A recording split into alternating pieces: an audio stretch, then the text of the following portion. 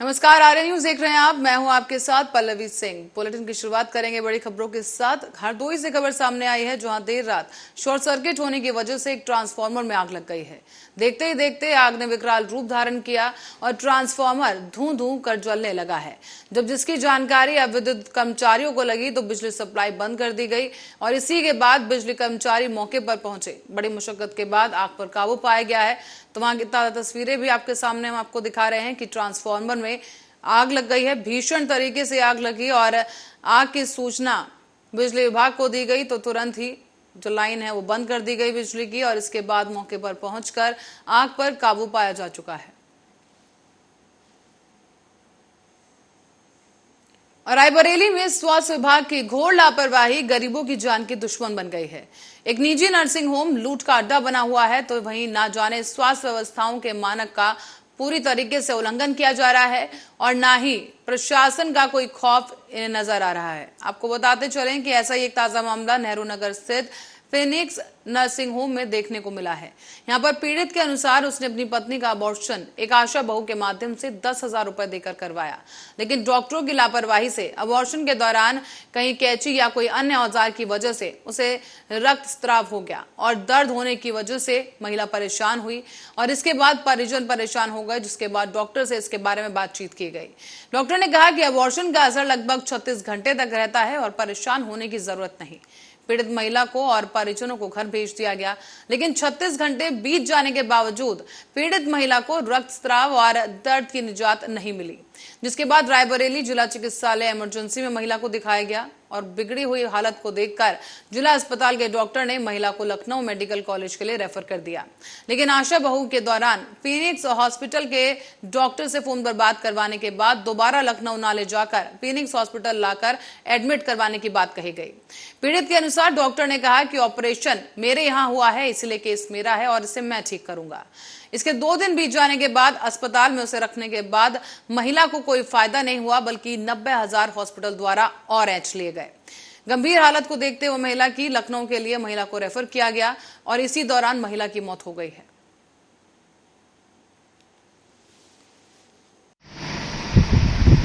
शिकायत मिलती है तो उसको तुरंत जांच कराई जाएगी।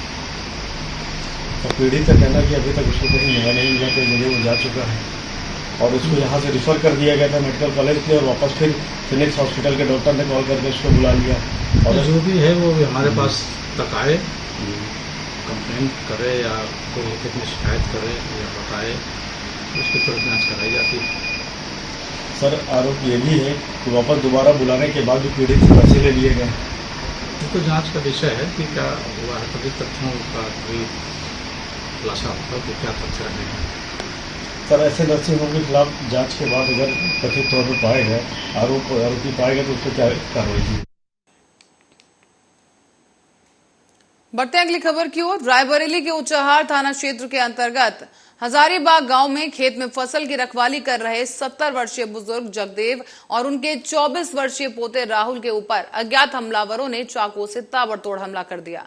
हमला करने के बाद अज्ञात हमलावर मौके से फरार हो गए और चाकू के हमले से घायल बुजुर्ग को गंभीर हालत में ऊंचाहार सीएचसी में इलाज के लिए भर्ती किया गया, लेकिन हालत गंभीर होने के कारण दादा और पोते को जिला अस्पताल के लिए रेफर कर दिया गया है, जहां बुजुर्ग की यानी जगदेव की हालत काफी गंभीर बनी हुई है। तरबूज ताग रहे थे खेत में तो ये अचानक हमला किया गया। किस चीज़ से हमला किया? सर, ये चाकू से किया गया। कितने लोग थे हमला? सर, 1 लोग। पहचान पाए हो? सर, नहीं पहचान पाए, मुंह बांध रखा था। इसकी शिकायत किसी से किया आपने? सर, नहीं किसी से किया। ऊंचाहार थाने में? जी। ऊंचाहार से 2 केस आया था। एक जगदेव नाम का बाबा थे जो 70 साल के थे, एक राहुल नाम का पेशेंट था जो 24 साल का था और दोनों के सर पे चोटें आई थी। बाकी पुलिस वाले भी साथ में थे।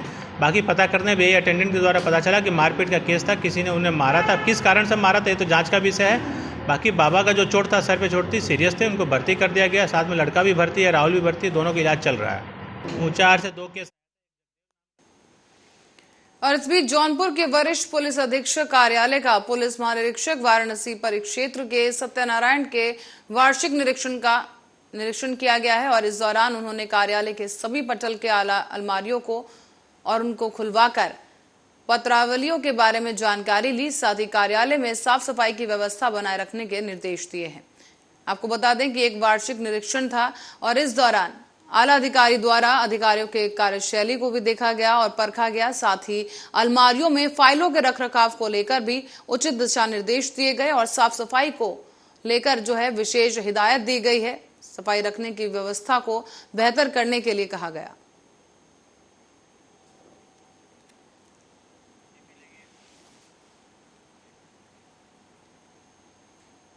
तो वहीं मंगलवार के तड़के ही जम्मू कश्मीर के कुपवाड़ा में 2 आतंकवादियों को मार दिया गया।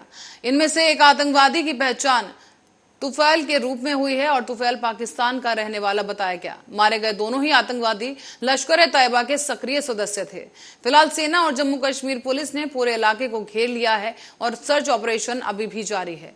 अंदेशा लगाया जा रहा है कि इन आतंकवादियों के साथी अभी भी इस इलाके में छिपे हो सकते हैं। तो वहीं जम्मू और कश्मीर पुलिस के आईजीपी कमिश्नर और आईजीपी कश्मीर विजय कुमार ने बताया है कि कुपवाड़ा एनकाउंटर में अब तक 2 आतंकवादियों को मार गिराया जा चुका है। दोनों ही आतंकवादी लश्कर-ए-तैयबा के हैं, जिनमें से एक पाकिस्तानी आतंकी तुफैल है और बाकी आतंकियों की तलाश की जा रही है।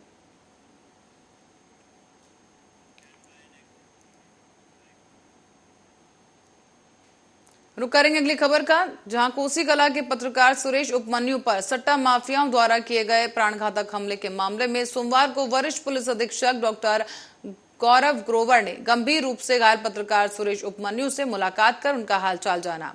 उन्हें निष्पक्ष जांच करवाकर दोषियों को जेल भेजने का भी उन्होंने भरोसा दिलाया और इस दौरान सुरेश उपमन्यु के भाई लखन शर्मा को साथ लेकर पत्रकारों के एक प्रतिनिधिमंडल ने कप्तान से मुलाकात की। कप्तान से मुलाकात कर दोषियों के खिलाफ शीघ्र ही कठोर कार्रवाई की मांग उठाई गई, जबकि वरिष्ठ पुलिस अधीक्षक कार्यालय पर मुलाकात करने वाले प्रतिनिधिमंडल में ब्रज प्रेस क्लब के अध्यक्ष कमलकांत उपमन्यु अन्य पत्रकारों के साथ एक स्वर में पत्रकार के साथ न्याय की मांग करने लगे। और इस मुलाकात के संबंध में कमलकांत उपमन्यु ने जानकारी देते हुए बताया है कि पुलिस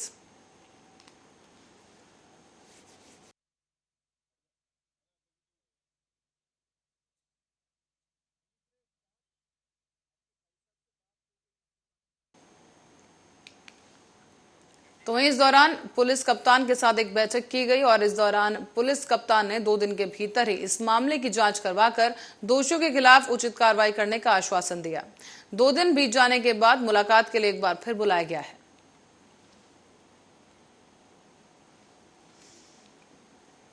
आज पत्रकारों की तरफ से वरिष्ठ पत्रकारों का एक प्रतिनिधिमंडल, जिसमें अनिल सारस्वत, नितिन गौतम, सुशील गोस्वामी, मेरे साथ मोहन श्याम शर्मा और गिरीश ठाकुर आदि 1 दर्जन पत्रकार थे और इन्होंने कप्तान साहब ने बड़ी विस्तार पूर्वक पूरी घटना को सुना और पीड़ित सुरेश उपमन्यु के भाई इस वार्तालाप में साथ थे। प्रार्थना पत्र दिया गया है। कप्तान साहब ने इस घटना को सीरियस लिया है।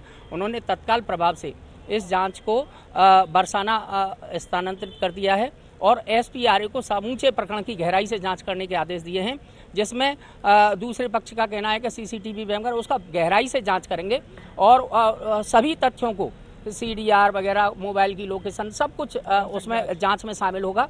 और पुलिस की लापरवाही जो सामने आई है चौकी इंचार्ज और एसओ की, उस पर भी एसपीआरए अपनी विस्तृत रिपोर्ट देंगे जांच करके, क्या लापरवाही रही या नहीं, आरोप है में दम है या सही है। तो हम सब लोग कप्तान साहब ने आज जो विस्तृत जानकारी लेकर के तत्काल। और रायबरेली में पुलिस की सक्रियता से एक बड़ी दुर्घटना टल गई है। यहाँ आपको बता दें कि मामला डी थाना इलाके के रोखा गांव का है, जहां 2 समुदायों से जुड़ा ये मामला सामने आया। आरोप है कि एक मुस्लिम समुदाय का लड़का दूसरे हिंदू समुदाय की 17 वर्षीय नाबालिग लड़की को अगवा कर ले गया था। परिजनों को जानकारी हुई तो वो लड़के के घर पहुंचे, जहां संघर्ष की स्थिति उत्पन्न हुई। इसी बीच सूचना पाकर 3 थानों की पुलिस और सीओ मौके पर पहुंच गए और पुलिस ने आनन फानन में कार्रवाई करते हुए मुस्लिम लड़के के घर से नाबालिग हिंदू लड़की को बरामद कर लिया है, जबकि घटना के आरोपी मुस्लिम लड़के को भी पुलिस ने इस वक्त हिरासत में लिया और इस दौरान गांव में तनाव को देखते हुए भारी पुलिस बल तैनात कर दिया गया है।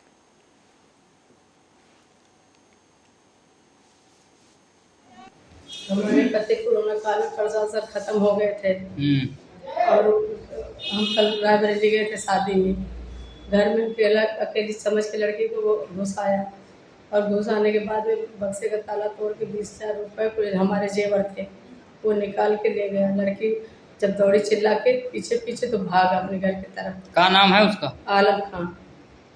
और उसके बाद में जब चिल्ला के दौड़ी वहाँ उसके घर के नज़दीक तक पहुँच गए तो पीछे लड़की कौन गया पीछे पीछे? हमारी लड़की गरिमा गई और उसको अंदर बैठा लिया।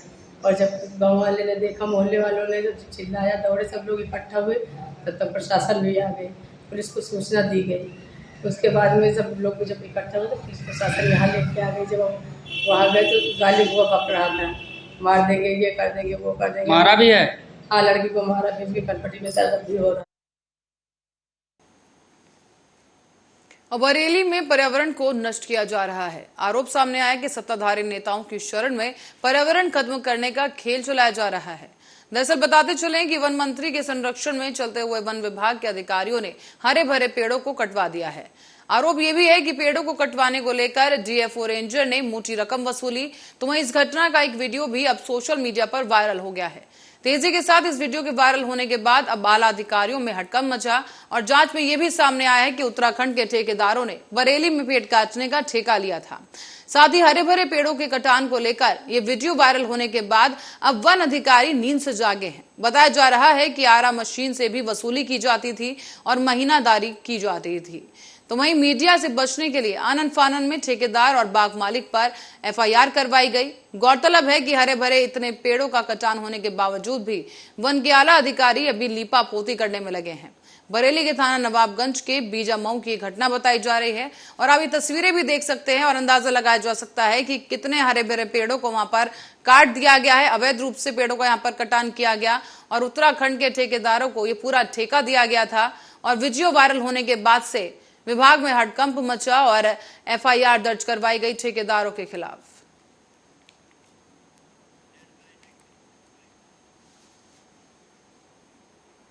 तो वहीं अरब देशों समेत दुनिया के 14 से ज्यादा मुल्क अब बीजेपी प्रवक्ता नुपुर शर्मा और नवीन जिंदल की टिप्पणी से आग बबूला हो गए हैं। आपको बता दें कि पाकिस्तान का सर्वोच्च सम्मान पाने वाले ओमान ने ग्रेट मुफ्ती के ट्वीट के बाद अब अरब देशों में भारतीय सामानों के बहिष्कार का पूरा अभियान शुरू हो गया है। Qatar, Kuwait, Bahrain, UAE, Saudi Arab समेत कई ऐसे मुस्लिम देश हैं जहां पर बीजेपी प्रवक्ता के बयान की निंदा की जा रही है।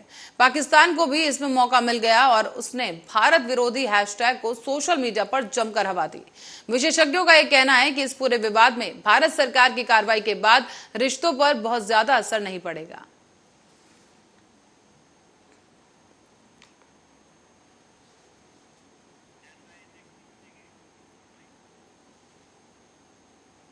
खबर प्रतापगढ़ से है, जहां प्रतापगढ़ जनपद के रानीगंज बाजार में स्थित अमित इलेक्ट्रॉनिक के मालिक अशोक मौर्य के ऊपर रविवार को हुए जानलेवा हमले के विरोध में सोमवार को सुबह ही व्यापारियों ने व्यापार मंडल के अध्यक्ष रानीगंज की अगुवाई में बाजार बंद करवा दिया।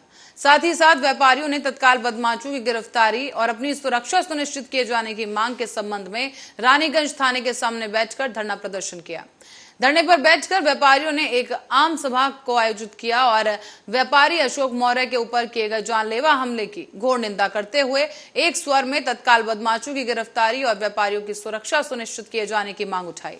व्यापारियों के धरने पर बैठते ही पुलिस प्रशासन में भी हड़कंप मच गया। तत्काल थाना अध्यक्ष रानीगंज क्षेत्राधिकारी रानीगंज डॉक्टर अतुल अंजान त्रिपाठी और उप जिलाधिकारी रानीगंज धरना स्थल पर पहुंचकर व्यापारियों से वार्ता करते हुए नजर आए। इस बात से व्यापारियों को आश्वस्त किया गया कि रंगदारी मांगने वाले और गोली मारने वाले बदमाशों की गिरफ्तारी जल्द की जाएगी। में अशोक मौर्य के भाई गोली मारी गई, जिसमें रंगदारी 5 लाख मांगा गया था। इसमें सूचना थाने में दिया गया था, इसमें कोई कार्रवाई नहीं हुई। इसके उपरांत की गोली मारी गई। इसी के उपरांत हम लोग दुकान बंद करके आज यहाँ धरना प्रदर्शन कर रहे थे। यहाँ सीओ डीएम के आश्वासन पे, एसपी के आश्वासन हम लोग धरना समाप्त किए हैं। अगर ये कार्रवाई नहीं होती, मुलजिम नहीं पकड़े जाते, हम लोग पुनः फिर धरना प्रदर्शन फिर देंगे। कहीं न कहीं पुलिस की बड़ी लापरवाही मानी जाएगी। इसके पहले भी तहरीर दिया गया था, उसमें क्या कार्रवाई हुई थी? कोई कार्रवाई नहीं थी। इसके पहले भी। तो आप क्या मानते हैं? पुलिस की लापरवाही है। क्या नाम है आपका? राजेंद्र प्रसाद चौधरी।